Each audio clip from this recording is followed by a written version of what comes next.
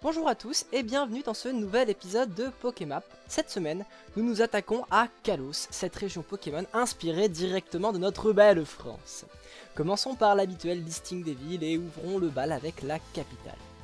Illumis est sur les 7 premières générations la plus grande ville de l'univers Pokémon.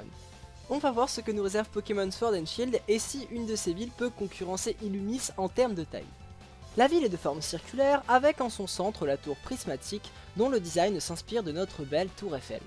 Autour de ce centre, on trouve 5 places avec des noms de couleurs. La rue septentrionale et méridionale, deux termes qui veulent dire nord et sud, forment un périphérique et la rupture entre les deux rues est marquée par le fleuve qui traverse Illumis d'est en ouest. On a aussi 4 grandes avenues reliant la place de la tour prismatique au périphérique, et elles ont pour nom Floréal, Thermidor, Automnal et Ventose, et font à la fois référence à une saison et au mois du calendrier révolutionnaire utilisé après la Révolution française. Pas celle de 1789, la vraie, celle de 1792. La ville d'Illumis compte la totalité des commerces apparus dans la 6ème génération que sont les cafés, les boutiques de vêtements et les hôtels. Il y a aussi des tas de commerces spécialisés comme un salon de beauté, des restos, un musée, un bar à jus de baie et même un toiletteur pour coiffarelle. D'habitude, le professeur Pokémon de la région s'installe dans une petite ville, mais à Kalos, le professeur Platane, lui, est basé dans la capitale. Au sud-ouest d'Illumis se trouve Fort Vanitas, une petite ville historique entourée de murailles avec une auberge et un château fort. Aux abords de la ville, on trouve le palais chef-d'œuvre qui n'est pas sans rappeler le palais de Versailles. Bref, une petite ville qui vit du tourisme. À l'ouest d'Illumis, en traversant un désert, vous pourrez atteindre Port-Ampère, une ville coupée en deux avec au nord le littoral et son port, son hôtel et son marché où l'on peut y trouver baies et encens, et le sud est construite sur la colline où l'on peut y trouver des habitations, l'arène et le centre Pokémon. Les deux parties de la ville sont reliées par un monorail. Le port est important pour l'économie de la ville et de la région car elle permet à Illumis d'exporter et d'importer par bateau. Au nord d'Illumis, après passer par de sinistres marais, on trouve la ville féerique de Romans-sous-Bois, une petite ville connue pour son horloge à 13 heures et son usine de Pokéball, ce qui fait écho à la région lilloise qui a longtemps été une région avec pas mal d'usines. Dans notre monde, une telle usine devrait donner beaucoup d'emplois. Néanmoins, Romans n'est pas une très grande ville.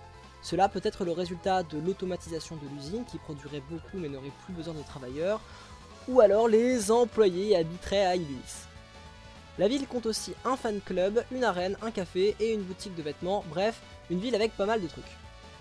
A l'est d'Illumis, on trouve la ville de La Frescale, une très jolie petite ville avec des moulins situés sur une colline, à côté duquel on trouve une caverne gelée. Elle n'a ni café, ni restaurant, ni hôtel, c'est juste une petite ville agricole qui doit nourrir la région. Bref, une vraie petite ville située en pleine campagne.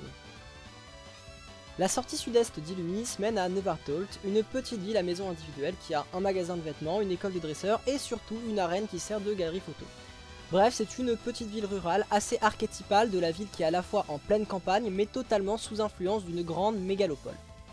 Au sud de Nevartolt, de l'autre côté de la forêt, on trouve Quarelis, une ville composée de grandes barres d'immeubles renfermant pas mal d'appartements et qui est probablement plus dense que Nevartolt.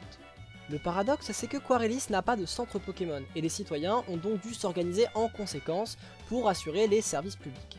C'est-à-dire que l'une va faire soigneuse, que l'autre vendra uniquement des potions, l'autre uniquement des Pokéballs. Bref, on pourrait presque faire un rapprochement avec les gilets jaunes et toutes les manifestations se plaignant de voir les services publics disparaître dans les villes moyennes. Bourg-Croquis est séparé par Quarelis par une petite route droite, bien aménagée et sans Pokémon. On pourrait presque considérer le village comme un hameau appartenant à Quarelis. C'est une des rares villes de départ dans lesquelles il n'y a pas de labo du professeur qui se trouve à Illumis. Bref, il n'y a rien pour faire tourner l'économie du village qui doit dépendre de Quarelis. Tout au sud de Kalos, on trouve Batisque, accessible uniquement par train avec un safari des amis et une maison de combat. C'est une ville un peu à l'écart de Kalos, idéale pour les dresseurs souhaitant s'entraîner. À l'écart du bloc central articulé autour d'Illumis, on a la côte ouest et un ensemble de 4 villes. Du sud au nord, nous avons Roche-sur-Glaive qui est une petite ville orientée recherche et connaissance. On peut y trouver un aquarium, un bureau d'études des fossiles et un hôtel. Relifac-le-Haut est une ville moyenne avec une arène, un vendeur de bicyclettes, un café, un hôtel et une boutique de vêtements. Bref, il y a tout et c'est une ville parfaite pour les vacances mais qui a tout de même une économie locale très développée. Chromelac est un petit village typique entouré de dolmens et de menhirs avec un petit hôtel pour le tourisme, mais pas grand chose d'autre. Bref, une ville qui respire la Bretagne globalement. Yantrez est une ville moyenne connue pour sa tour maîtrise inspirée de notre Mont Saint-Michel français. L'autre attraction de la ville, c'est l'arène, sinon il n'y a pas grand chose d'autre pour l'économie de la ville. Complètement à l'autre bout de Kalos, à l'extrême est, on trouve un groupe de 3 villes. Du nord au sud, nous avons Flussel, qui est une ville moyenne avec une arène, un café et une boutique de vêtements, mais surtout un superbe cadran solaire qui ressemble à un gros diamant. Mosheim est une petite ville avec une gare, un hôtel, et son design avec pas mal de rivières serait inspiré d'un quartier d'Alsace nommé la Petite Venise de Colmar. Encore Colmar? Bon bah entre ça et la capitale de Malaisie qui a recopié le centre-ville de Colmar, visiblement, la ville jouit d'une certaine aura en Asie. La dernière ville c'est Auffrac-les-Congères. Ce nom... Bref, c'est une ville sous la neige avec une arène et un magasin de vêtements. La ville est inspirée de la Trouée de Belfort. Bref, comme vous avez pu le voir, chaque ville a un potentiel touristique intéressant et une identité propre. Et ça j'aime beaucoup et je trouve ça assez représentatif de la France. Pour les routes, la particularité de Kalos c'est que beaucoup de zones de hautes herbes sont remplacées par de superbes champs de fleurs. Certaines routes sont donc de magnifiques jardins. Au-delà des fleurs, il y a quelques paysages assez variés mais déjà pas mal vus dans des générations antérieures. Une forêt dense, des routes en bord de rivière, un chemin enneigé que l'on ne peut traverser qu'à dos de Mamochon, un chemin rocailleux que l'on ne peut traverser qu'à dos de Rhinocorne, une route recouverte de menhirs, un désert, une corniche plage en bord de mer, une route recouverte de feuilles mortes, un hôtel en ruine, mais surtout des marécages qui, contrairement à Sinnoh, dégagent une aura sinistre et on peut dire que les développeurs ont réussi à créer une vraie atmosphère. La seule chose qui manque finalement, c'est le volcan, sinon tout y est. Le vrai problème des routes de Kalos, c'est un peu le même qu'à Unis, mais dans une situation tout de même un peu moins caricaturale. A savoir qu'il y a très peu d'embranchements et qu'on ne revient jamais dans une ville que l'on a déjà visitée hormis Illumis. L'embranchement principal est à Illumis, la capitale, qui nous permet d'aller dans 5 directions différentes. Et ça c'est cool, ça donne vraiment l'impression qu'Illumis est la ville centrale à partir duquel tout s'articule. Ce qui est d'ailleurs assez le cas en France où Paris a tendance à tout écraser. Autour de la capitale se forment 2 boucles symétriques reliant les villes entre elles. Alors quels aménagements je construirais? Eh bien j'ai pas beaucoup d'idées, peut-être réouvrir une ligne de train entre Mosheim et Illumis s'il n'y en a pas déjà une, et s'il y a les moyens, construire un métro qui puisse relier toutes les villes entre elles. Peut-être construire des routes radiales reliant les 5 villes autour d'Illumis, comme c'est le cas entre Romans-sous-Bois et la Frescale. La priorité ce serait de construire une route entre Bourg-Croquis et Batisque si les 2 villes sont aussi proches que la carte nous laisse le croire. Niveau mythes et légendes, à Kalos il y en a plein. Tout d'abord nous avons le trio de la vie composé de Yveltal représentant la mort, Xerneas la vie et Sigard l'équilibre. Un autre point important du lore de Kalos, c'est la guerre qui a opposé Kalos à... on ne sait pas. Quelques hypothèses soupçonnent Unis puisque les statues de Reshiram et Zekrom se trouvent au palais chef-d'œuvre, d'autres Galar à cause des rivalités franco-anglaises, mais ça peut être aussi une région qui n'est pas encore jouable. Bref, cette guerre s'est finie par l'utilisation de l'arme suprême qui a buté pas mal d'humains et de Pokémon. Sur la route 14, qui se situe au sud de Romans-sous-Bois, la ville de la Reine Fée, il y a cette sinistre route dont je vous avais parlé tout à l'heure. Sur cette route, habite un homme qui vit dans une maison et qui raconte une histoire qui se veut effrayante à propos d'hommes sans visage. Mais il y a aussi le mystère inexplicable de la femme qui apparaît derrière le joueur à Illumis et qui lui dit « Non, ce n'est pas toi que je cherche ». Glaçant. Pour la controverse de la semaine, je n'ai pas trouvé grand chose. Donc on va développer 3 mini-controverses. Depuis 2013 et Pokémon XY, Nintendo sort un jeu Pokémon tous les ans en automne. Sauf en 2015. Et comme par hasard, la 6ème génération est la seule génération à ne pas avoir eu de version complémentaire.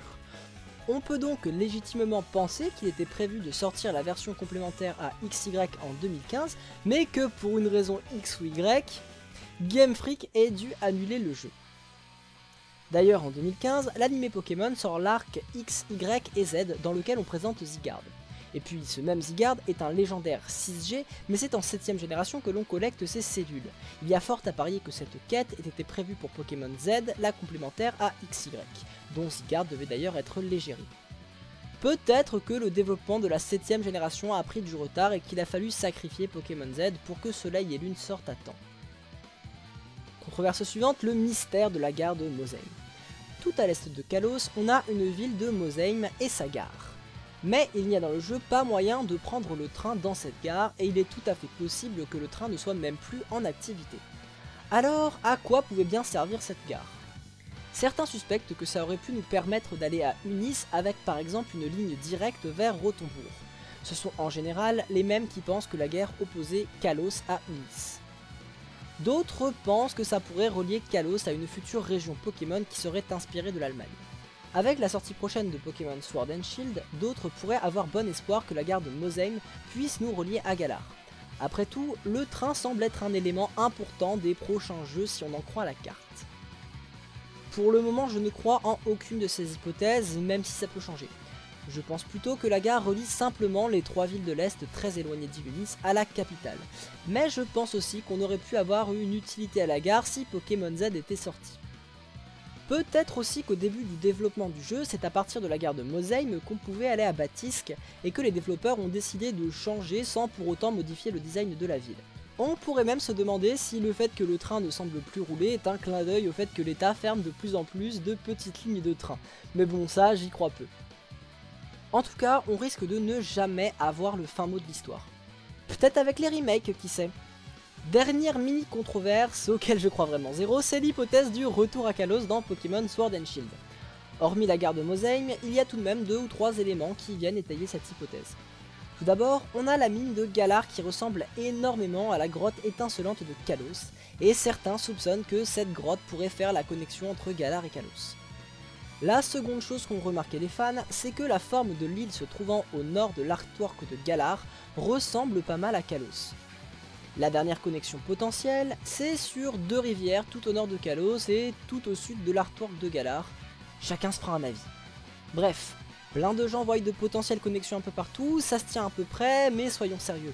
Si déjà Game Freak nous dit où se trouve Kalos par rapport à Galar, on pourra s'estimer heureux. Soyez pas optimistes pour un retour à Kalos. Bref, cette vidéo est maintenant terminée. Si ça vous a plu, vous pouvez lâcher un like et vous abonner. Et si vous voulez pleurer sur la non-parution de la complémentaire à XY, vous pouvez le faire dans l'espace commentaire.